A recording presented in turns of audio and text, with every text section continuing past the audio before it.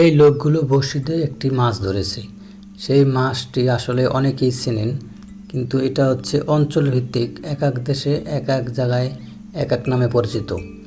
তো আমাদের দেশে এই মাছটিকে বলে পটকা মাছ।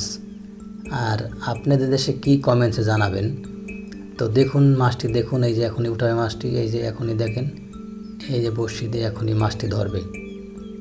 এই যে মাছটি ধরছে, দেখছেন? এই যে মাছটি এখনই দেখেন, এই যে এই মাছটি সবাই চেনেন, আমাদের দেশে পটকা মাছ বলে। আর আপনাদের দেশে কি বলে একটু কমেন্ট করে জানাবেন সবাই। তো এই মাছটা মানে খাওয়ার জন্যই, এবং খুব সুস্বাদু মাছ আর কি এটা। এই দেখুন,